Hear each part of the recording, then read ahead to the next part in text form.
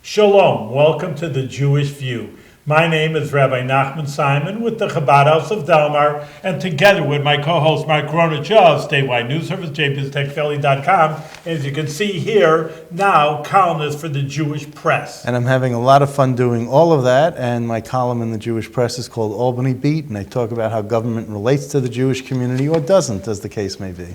So with us today, talk about government, we have the chairman of the Albany County Legislature, Sean Ward from Green Island. Welcome to the Jewish View. Thank you for having me. I'll tell you, it's been I've wanted to have you on for a long time. I've known you for probably 25 years. It's been a while. And you've always been a good friend. You've always been an honest legislator. You know, you've always treated everyone fairly. And, I just always admired how you've conducted yourself as a county legislator. So I just wanted to start off saying that. Just start off even local. I live in this area also over 30 years, even though I'm 29 years old. But and it tells about Green Island. I just passed through it, and I never knew what it is. It's an island that has its own power company. Well, it's an island located in the northern part of Albany County. And it's a small community. It's a village and a town, one of very few what they call co-terminus, where the town and village boundaries are the same. How many people live in? 2,620. Oh, yeah. When I left. got it down. Huh? No, they have a sign, welcome to Green Island, population 2620, and then you see it marked out, and you either add one or in every that's day. right.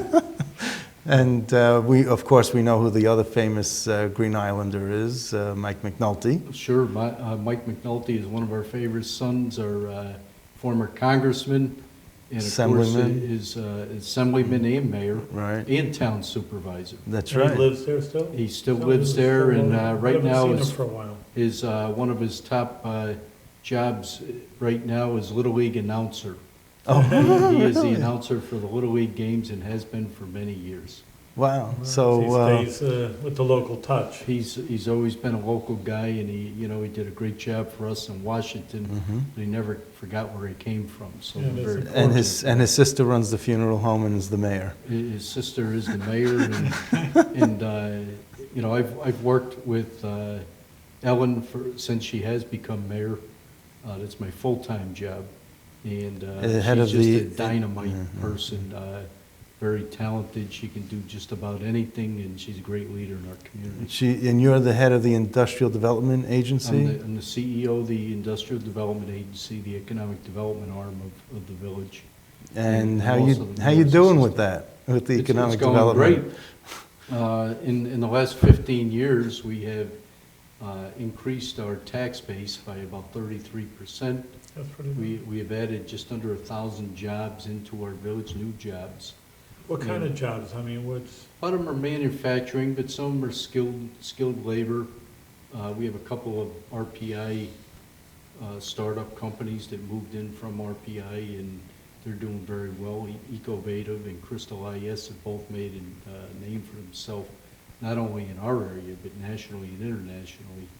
And their workforce, a lot of them are skilled, and a lot of them are labor force as well. So it's great for the area, great for the community. And of course, you have your famous hydroelectric plant. Yes. Generating your own electricity. Yeah, we have the benefit of the Green Island Power Authority, where our residency rate's about 40% lower than market rate. It's great to have municipal power in the community, and our residents benefit from it. And there aren't that many communities around the state that have their own. I think Jamestown and Watertown. Right, there's a few around the state. There's none in the local capital district. No, and you sell excess power back to National Grid. That's correct. So you actually make money on your power plant, right? Yeah, the Green Island Power Authority, which is kind of separate from the village, they're an authority. There's only 3 power authorities in New York State. New York Power Authority, Long Island Power Authority, and the Green Island Power Authority. So what's wrong with that picture? Rather unique. There's nothing wrong with it. No. It's a great benefit to the community. It's a great benefit to the area. You're getting the power from the water that's coming over? Yeah, the dams? That's where it starts, really. Green Island is about where the Mohawk hits the Hudson? Correct. We're located, the northern part of Green Island is surrounded by the 5th branch of the Mohawk River, and that flows into the Hudson River and kind of surrounds Green Island. So that kind of flow, that's where you're getting your power from? The hydro plant was something that we acquired about 15 years ago. The Green Island Power Authority acquired it from National Grid, or actually they had sold it to another company at that time, but the Grid owned it for many years, or back in those days, it But was you- Anchor Mohawk. But you had it before 15 years ago. You No, had this, no, you they've never? only had it for about that. Well, but there was always an independent hydropower plant. The Green Island Electric Department Oh. had been in existence for over 100 years. Right, right. What they did is they purchased power off the grid Okay. and resold it through a distribution plant in Green Island to our customers, to our residents. Which, We still do that. which was lower rates It is also, lower that, rates. doing it that way, yeah. Yes, we buy. I knew there was something special about your electric rates that was different from the rest of the state. I mean, you're, Yeah, the Green Island Power Authority presently receives a low-cost allocation from the New York Power Grid, yeah, and they receive about 3 megawatts, and then there's a need for an additional 3 or 4 megawatts, which they purchase on an additional contract, which they call a joint action agency contract. So that takes care of the needs of the village, the residency and the businesses. The hydro plant produces power, which none of it is distributed within the village limits. It's distributed on a transmission line, sold directly to National Grid at market rate. I'm so glad you know all this. So am I. How did you learn about, I mean, was this because you're just there for so many years Well, that it sort of happens that, you know? I think I absorbed a Through lot of it by osmosis? being around, but Yeah. we work very closely with the Green Island Power Authority. And as the CEO of the Industrial Development Agency, power is one of the big attractions to businesses coming to Green Island. And we, I should know a little bit about the power You should, right? component of it if I'm going to be in that business. So, what is the, okay, when I've been in Green Island, I've noticed maybe there's like 3 thoroughfares, like George Street and Hudson Avenue, Hudson Avenue. Payne Street. There Payne are 3 Street. north-south Right. main streets in Green Island. And We have 9 miles of roads. 9, that's it. That's it. What do you, I just don't know how to say this politely, but what happens if you get overcrowded? Like, like Manhattan is an island, Green Yes. Island. Yep. You know, I mean, no one's You have planning, good rates. I mean, maybe no one's that would planning be on building something- skyscrapers at Green Island, but Well, you have to have smart planning. what's your, Whenever we have somebody, you're talking about what's your development? maximum population that you could fit on that island? Well, I think back in the day, we had over 5,000 back in the 40s and 50s. I don't think Green Island is built to sustain that. Okay. You know, the way things are today. However, I think we're at a pretty good rate right now. What you have to be concerned about if you were to increase your population Yeah, is the effect on the school district. We still have our own school district in school. okay, K through 12 Heatley School Right. serves the residents of our community. So we do have to look at what effect it would have on our school district. Now, about 15 years ago, we had a substantial development, a housing development in Green Island, a couple of them actually, which added about 15% to our population. We were the fastest growing community in the area with the. I remember that. Except for Wilton, I believe, it was a couple of percentage points more. But when we did that, when we graduated into that kind of development, you stay in touch with the school to make sure that they can sustain the enrollment increases or projected enrollment increases. And we constantly do that. okay. Now, I know, you know, Cohoes and Colony have a relationship. Do you have a relationship with like Water of Elite or something? Or? We have relationships with all the communities. No, but you know what I'm saying. I mean, like, I think there's an overlap in terms of maybe a school district or something, or I know the zip code 12047 is also, sometimes colonies, sometimes cohos. Right. I mean, is there overlaps There's, with? there's no overlap. We have Okay. our own zip code, 12183. Yeah, Nobody else has that, Big Green Island. that's it. Our school district encompasses the boundaries of the municipal boundaries. Okay, No, yeah, There's no other, that's it. no other community. Okay, you feel insular? Do you- No? We're on an island. Okay. And the people chose that several hundred years ago, and that's why they, What's the, well, are you going to rename the bridge that goes into Green Island, or everyone's naming bridges? well, ours is the Green Island Troy Bridge. Right, And I don't see that changing anytime because, soon. in New York City, they have the, they RFK. RFK Bridge, and they name it after people, maybe the Mike McNulty Bridge or something. No? It's like, Well, I think the main bridge made national headlines in 1977 when it fell into the water. right. So the replacement bridge is. You remember the that? Green No, I Island. don't, I heard that, I read the Oh, you were the here history for of so it. long. I was not the- actually there. You were there. I was there when it happened. You were in school. You were in elementary I school. was a sophomore in high school. Oh, all right. Well. Yes. So tell me, you were appointed chairman of the legislature this year? Mhm. Are you living the dream? Is it everything you thought it would be? Well, Maybe it's a big headache over here. You never no, know. I actually am enjoying it All right. immensely. We've got a great group of legislators, and I don't think they get a lot of credit for the hard work that they do. I think it's human nature to be a Monday morning quarterback and kind of second guess every decision that's made. But we've got a very diverse group of people that represent all the districts in our county, Mm-hmm. and they work hard at it. And, sometimes we do have differences of opinion on issues, Mm-hmm. but that's representative government. That's the way it's supposed to be. And if we were all in agreement 100% of the time, none of us would be doing our jobs. Mm-hmm. So with that, when you keep that in mind, everybody has been very respectful, and I think we're accomplishing a lot. We're showing great leadership. We're doing a lot of great things in our communities, and that's because we're working together as 39.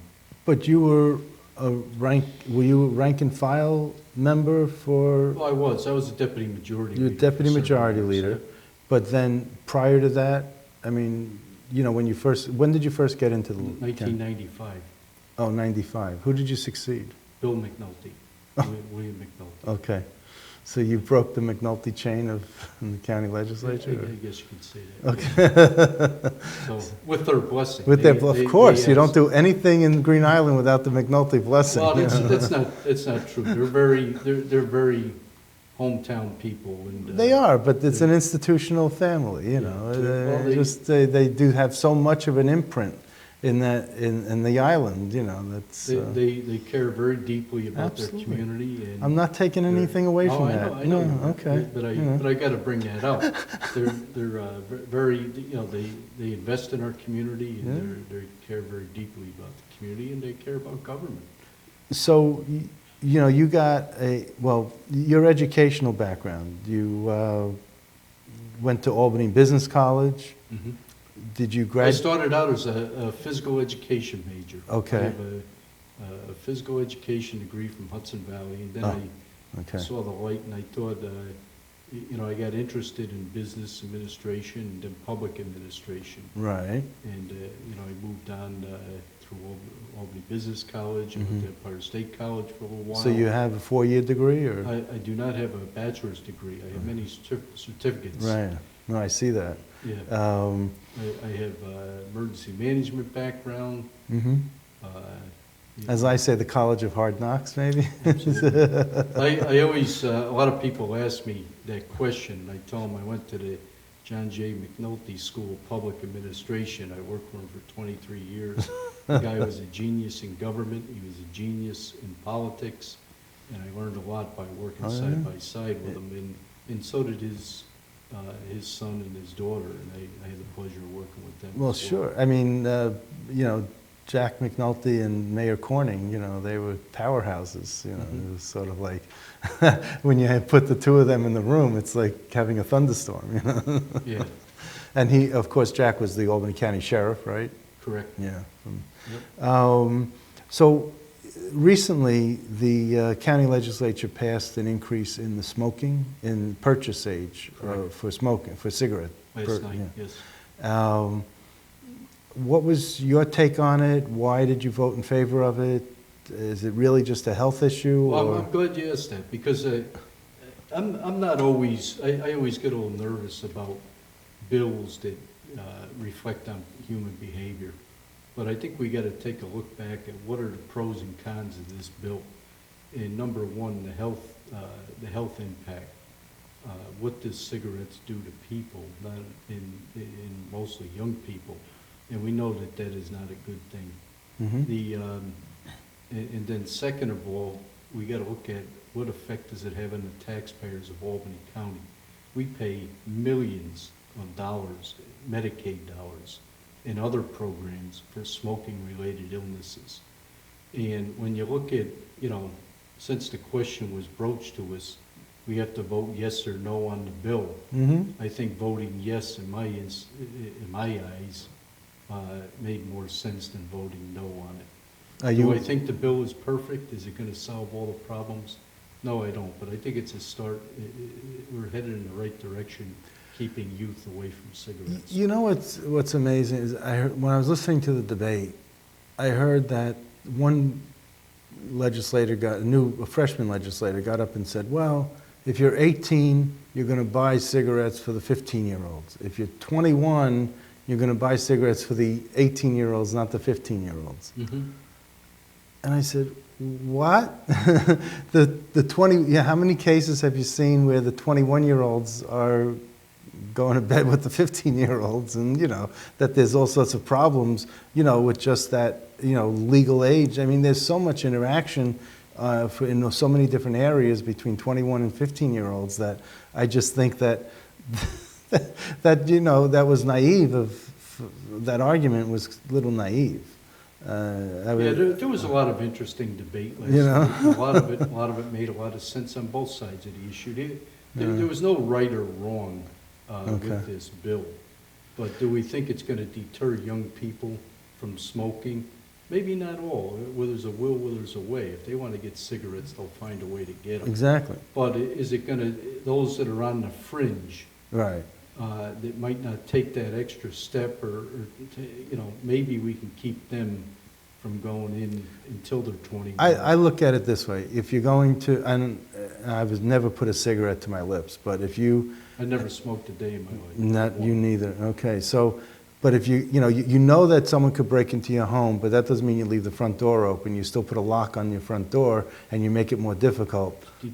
Deterrent for robbers to get into your home. I think that's what the analogy is with raising the smoking age. Is that where you see it? Okay. Yes.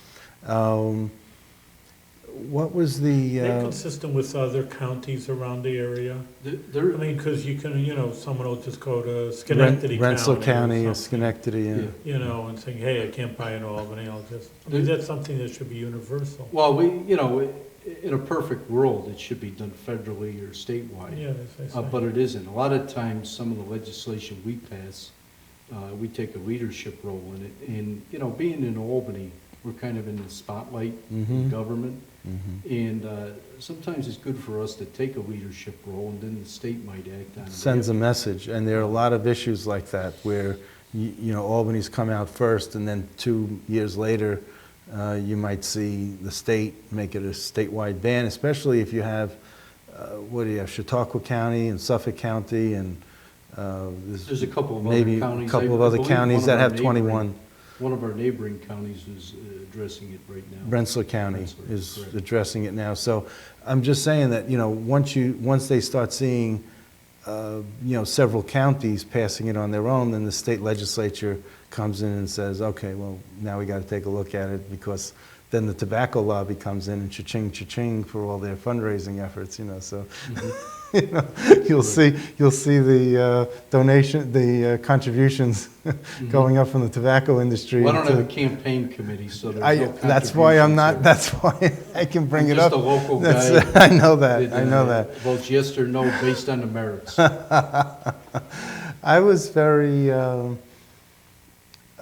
surprised last night that there was so much actually so much debate. But Doug Bullock was here on the show recently, and he was talking about Bernie Sanders, Bernie Sanders, Bernie Sanders. That's his big thing, and how Paul Tonko should, because the 20th congressional district should voted in favor, came out in favor of Bernie Sanders in the primary, and that Paul Tonko should follow the lead of the constituents in his district. Yeah, And I really don't want to get into presidential you don't have to. politics No, you don't right have now, to. But I do want to point out that not every community in Albany County voted for Bernie Sanders. Okay. There was one that did. But I'm I can imagine which. No, but I just wanted to let you know that there was that was one argument, and then I said, well, Doug, how are you going to vote on the cigarette bill?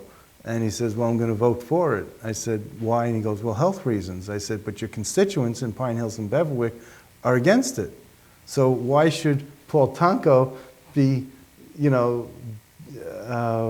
why are you urging Paul Tonko to vote the way or support the way his constituents are, but you're not voting the way your constituents want you to vote? So It's an interesting it analogy. was a humana type of answer. So I just thought it just happened. So I was just What are the reminiscing big a issues little. now besides the cigarettes? What would you say are the big issues in Albany County that juicy, like Mark the reporter would like to dig into over here? I think the Well, you had one. land bank. Well, the land bank is a huge issue. I just met with the new director yesterday, the new executive director. Tell us what it is, because I don't know, and I'm sure our The viewers don't land know. bank is a mechanism to take properties, most of them have been foreclosed on or going to be foreclosed on, vacant properties that have been abandoned or in disrepair for many years. It's a government mechanism that allows them to take it over, and they have the means to rebuild or even not demolish and rebuild these properties and put them back on the tax rolls and in home ownership. Very important. It's mainly an Albany issue. Well, Albany, it is not an Albany issue, and that's the misnomer. Albany has many properties. They probably have 1,200 vacant Really? properties, and they could fix 10 of them, and it wouldn't even make a dent. But what they're doing, Albany has done a great job. You look at the Capital South project, they're making great strides in knocking down whole blocks and rebuilding them. And the land bank can do that, but they can also work in the outlying areas. Oh yeah, And I mean, you take a look at what's going on in Cohoes, Watervliet, and Green Island. They may have one house in the middle of a good block that has been left in disrepair. And if the land bank can come in and fix that one problem, whether it be demolish and rebuild or repair an existing, and put it back to productive use with home ownership, they could fix a whole block or a whole neighborhood.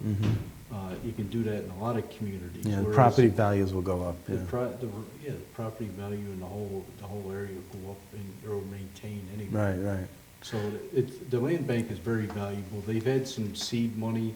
The Attorney General's office has chipped in. Albany County and Albany City have both contributed to that program, and we're very excited about the possibility of revitalizing neighborhoods through the land bank. And you go out to the rural areas, Bern, Knox, Westerlo, and you see these farmhouses crumbling. Yes. I mean, there's got to be, it's an eyesore. I mean, something's got to be done. I've had several conversations with Chris Smith, is the new representative out in the Hilltowns, Bern, Knox, Westover, Rensselaerville. And, he has talked to us about the need for the land bank out his way. Yeah. And I brought that up when I met with Adam yesterday. I brought that up to him and told him that, they need help out in Hilltowns too. Let's not forget them. Well, Very important. but if you have someone who owns a few hundred acres Mhm. and they have a farmhouse that's crumbling and really like caved in, disrepair, and it's still on someone's private property, can the land bank still come in and help with removing that They have a eyesore? lot of different means of renovating property or Helping a current homeowner that's, Absolutely. yeah, okay. Yep. Because I know even in, you go out by Voorheesville, New Scotland, as you get further out, you see that there's, people think, well, there aren't that many people around here, I don't need to keep up every part of my property, it's a big property, so. Yeah, but even, there are many programs in Albany County. In the city has many home repair or home ownership programs.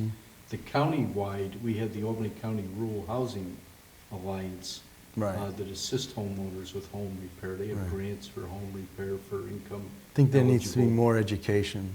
Yeah, well, Outreach for that. I do the best I can, Yeah, I but you're know. right. I've tried to get the word out to all the legislators. In fact, I just emailed some information out to all 39 of them last week about home repair programs, about home ownership programs that are beneficial to all our constituents. So let me ask you, switching topics here, there's no easy segue, but what's your salary as chairman of the county legislature? That's a good question. It's about, I believe it's 36 something. It's 36,000, okay, Yes, let's yes. say. And then, do you get an extra, stipend because you're chairman, or is that, That is the chairman's salary. that's the The chairman's salary? legislator's salary is 21, just under 22,000. So you get an extra 15,000, 14,000 for being chairman? Correct. Okay. And what do you get paid for the IDA or with your role? Well, in the village, Yeah, I make $89,000 as the executive assistant to the mayor and the chairman of the Green Island Industrial Development Agency. the two jobs, one salary? Yeah, it's basically one job split up into two, and I'm also. I was going to say, which one of the two was your volunteer job? Yeah. No, they all contribute toward one job, really. Yeah, okay. And I'm also the administrator for both the water and sewer departments, and a lot of people don't realize all the sewer issues we have. That is probably the largest portion of my job in Green Island. Really? Oh, Yes. wow. That's what you're saying, because they're caving in, because we had the mayors of Troy, again, we have so many Yep. different officials here, and they're just saying the sewer system's a mess. The water sewer infrastructure is definitely in need of repair. Most of it is over 100 years old. Really? We also have mandates by the Clean Water Act for our stormwater, and we have combined sewers in this area too. Mhm. We just signed on with a consent order for roughly $150 million with DEC to clean up the Hudson River. And it's a great milestone in the history of this area. Mhm. The improvements that we will make to the sewer system to ensure clean water. So the two salaries combined is 125,000? About that, roughly, yes. Okay, I just did the math, okay. So I just wanted, so that's one of the higher salaries in the village or the town, isn't it? Well, when you combine them. When you it's combine them, two yeah, jobs, yeah. Well, and does your wife work, or? Yeah. Okay, she works too? She's a career woman. as Okay, well. so that's great. She works, we both work very hard. I'm sure, no doubt, I'm not taking anything away, I'm just saying, when I do My this. all- salary's public, hers isn't. That's She's why I a didn't ask, private you notice I didn't ask. No, it's interesting about, you talk about the stormwater and drainage, because when you're an island, I mean, the water, you get something like a hurricane, you get something coming in, I mean, you have to have a way to handle it, otherwise you feel just helpless, and, Mhm. so I'm glad you're doing. We have a lot of capacity in our sewer system in Green Island. I can do a whole nother show on sewers if you'd like. Well, I used to work with Water Technology Magazine, and did you? I never thought cryptosporidium and giardia would be in my vocabulary. That's a but, little too technical for me. But yeah, that was a fun gig, so, but yeah, you learn a lot. You do Yes. learn a lot. How long do you, how old are you now? You're 54. 54. Boy, you're getting pretty Same age. personal. I here. do, Yeah, with I know, every, Dan. Huh? He's getting in I there. do with everyone, and he, it's I okay. have no hold bar. Whatever. That's it, I know that, I'm so. a very public guy, and So you're 54, you look like you're 34, but oh, that's You're good. just saying that. So how much longer do you think before you retire and you? I'm not tired yet. I love going to work every day. Every day is a new challenge. The great part about it is the people I work with, both Green Island and Albany County. We have great staffs that work for us, and you Mm-hmm. know, you can't beat that, going to work every day and enjoying enjoying your work. Mm-hmm. It's, I'm not tired, I'm not ready to sit down. There is days when, you know, I don't mind getting out and maybe swinging the golf clubs a little bit, but, you know, those days are few and far between, but I do get out and enjoy myself. I was going to ask, do you go to Valley Cats games? What do you do for I'm going to a enjoyment? hockey game tonight. Hockey game, okay. Yep, I'm gonna meet my son down here and go to the Devils playoff game, and hopefully they win, rooting for them. All right, yeah, go All Devils. right, excellent. Well, Okay. you're doing a great job for Albany County and Green Island, for all the people around there. So keep up the good work with success and with good health. Thank you. Likewise, Rabbi, and congratulations on your 29th year. And continued success, Sean. Thank you. Absolutely, thank you.